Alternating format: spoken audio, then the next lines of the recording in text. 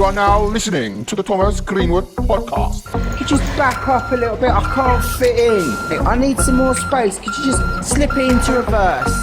Keep going, mate. A little bit further. Just go till the end of times, mate. That's all you gotta do.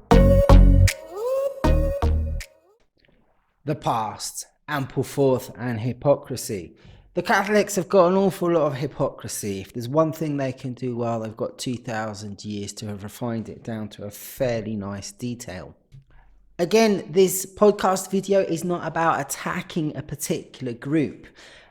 It's about attacking the system. It's about revealing what's going on in the system through an example. The Catholic Church is just a branch of the system. We can better see the system by using a microscope under some test cases, and this is a test case. The rhetoric of Ampleforth is that it all happened in the past. This shows actually a distinct lack of understanding of what sexual abuse is about, and also a lack of empathy for abuse victims. You would have thought that a school with a solid history of sex abuse would have become experts. However, they haven't.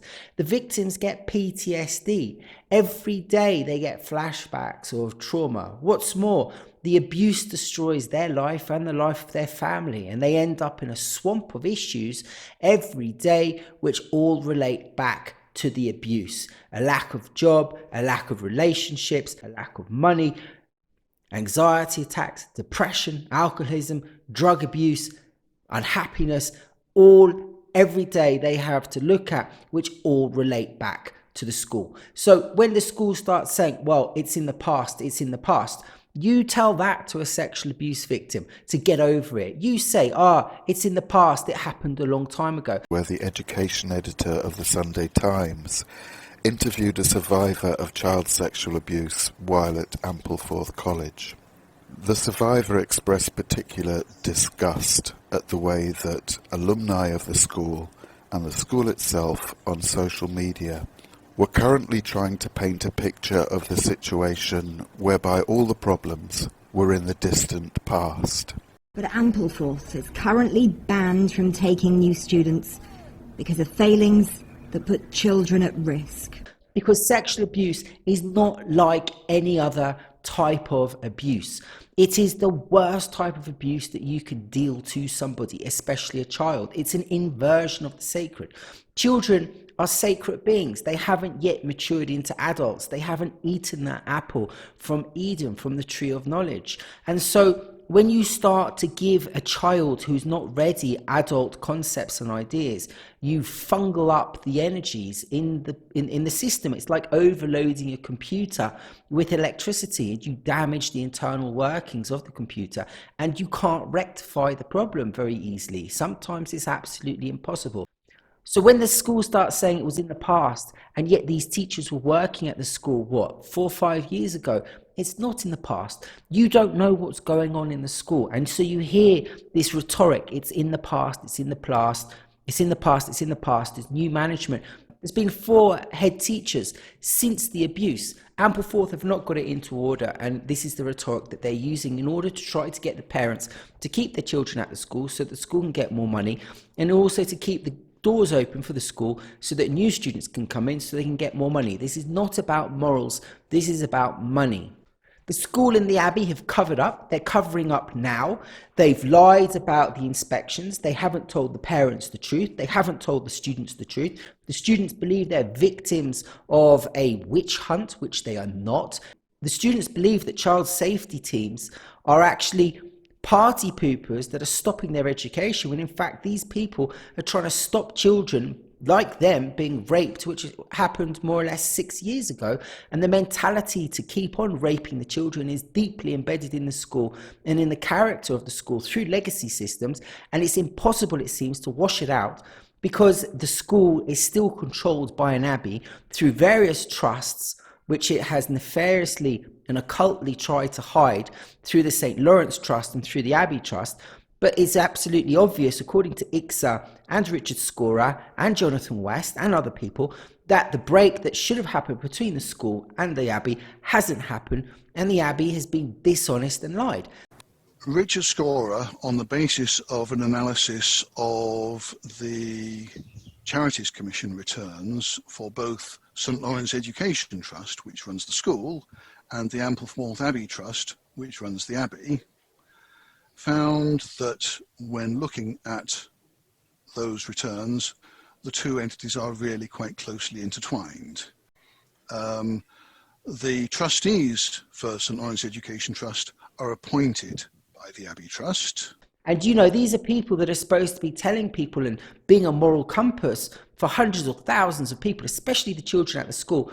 Why should any child at the school take on any sort of morality whatsoever with a pack of liars at the top that they're supposed to look up to? Or perhaps actually that is exactly what the school is supposed to be. The school is supposed to harbour and to train people to have a veneer of morality, yet underneath, if you just take a needle and scratch, you'll be able to find hypocrisy like that of the Catholic Church. Oh, hold on, it's a Catholic school. What am I talking about? But hold on a minute, only 70% are Catholic. The others are different denominations. Oh, right, well, I'm not racist because I've got a black friend. Doesn't work. If the school had any morality whatsoever, it would pay out to the victims the amount of money that they need. The amount of money that a sexual abuse victim gets is between £40,000 and £70,000. And that is for an entire life of pain. That's for taking away their childhood. That's for taking away their life. A sexual abuse victim can just be an empty body walking around. What's worse is these elite schools feel that they can keep the money that the parents paid for the student and put it in their coffers without returning it. If the school fees are £33,000 a year and you go there for 5 years, you're paying what, £170,000? And then you pay this abuse victim £40,000 to £70,000. Well, the school still made £100,000 profit, screwing your life up. Why doesn't the school give all that money back? The school sold education, it sold something to the families, it said it will better the children, and it's destroyed their lives. And the schools will not take the correct stance because they know that if they did, they'd be bankrupted. And they prefer to keep the business going rather than help the people that need to be helped, because the school doesn't have morals. The school is a business and it's all about money. And the parents are quite happy to buy into this lie because it makes them feel better. It massages their ego. To go and tell their friends, you know, that they've got a lovely little child that's going to one of the best schools in England, they don't want to say that the school has got a history of paedophilia. The parents want the school to give them a lie that they can easily believe so that they can sleep at night. These abuse victims, they should be earning top dollar when they leave school. Some of these pupils will try to send their children to Ampleforth. If the schools are £33,000 a year and they've got 2 children, that would require their wage to be at least £150,000 by the age of 45.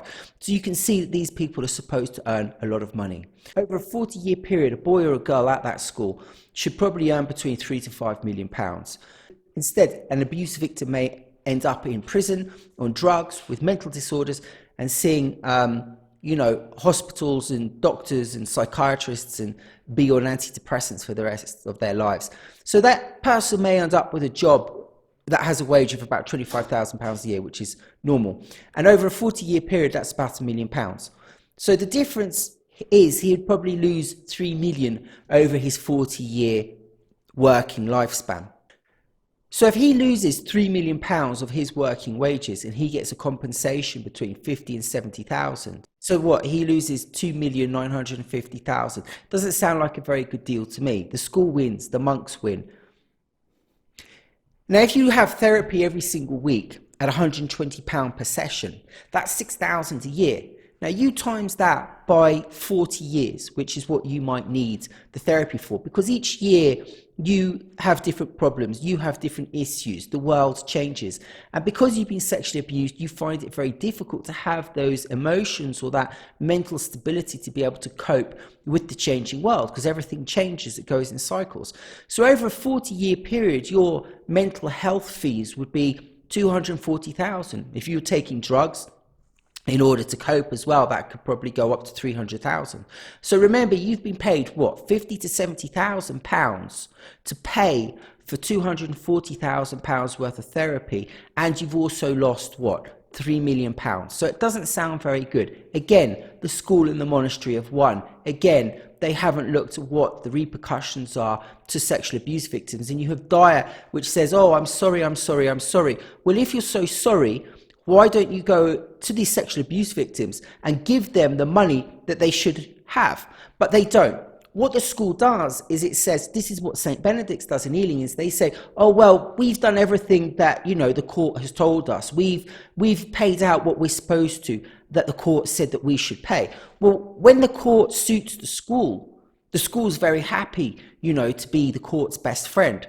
But when the school needs to put people in prison and has to go to court, the school withholds evidence and it backs all of its monks up and protects them to keep them out of court. So the school plays both sides. It plays Jesus, it plays the court systems, and it plays the money. But the school is always after the money. That's where, if you put money and Jesus in front of one of these schools, one of these monks, they'll always go for the money. But they'll pretend that they go for Jesus, they'll sell Jesus, and they'll tell everyone else they're into Jesus. They're not into Jesus, they're into little boys. Again, Ampleforth isn't just a monastic school. It's changed, it's evolutionized, it's gone into a lay school, it's got lay teachers. But the problem is that these lay teachers are also abusing the children. Who's picking the teachers? Well, the school's picking the teachers. Who picks the people that picks the teachers? The St. Lawrence Trust picks the teachers that teach the students. Who picks the people from St. Lawrence Trust? The abbot, the monastery, the monks. So the monks pick the people that pick the people to rape the children. And you can see that there seems to be this pattern. There's always going to be sexual abuse in society, and boarding schools, there's going to be abuse there. You can't stop everything. You have to get to a point where you say, look, we've done as much as we can to protect the children. But when you start looking at these patterns, the patterns reveal that there is consecutively a relationship between Catholic-run institutions and sexual abuse. It happens in all types of society, in all types of institutions. It happens in care homes, it happens in orphanages, which are not run by religious institutions, and there's a lot of abuse there. Jimmy Savile wasn't a Catholic, he wasn't a priest. But there just seems to be an overall amount of abuse that happens when Catholics are involved. The other problem is the hypocrisy. Jimmy Savile never preached the Bible. Orphanages never preached the Bible. These religious schools preach spirituality. And what angers people and sexual abuse victims a lot is the hypocrisy. Now, Dyer isn't a monk and he's the headmaster, but he's preaching morality. He'll be preaching morality and ethics to these students. Yet at the same time, he will deny the truth about the school being a parent. And this has been picked up on by sexual abuse victims from Ampleforth School. And they have said this. The survivor expressed particular disgust. The school paints a rose-tinted picture. It tells the students what to say. And this is what angers people.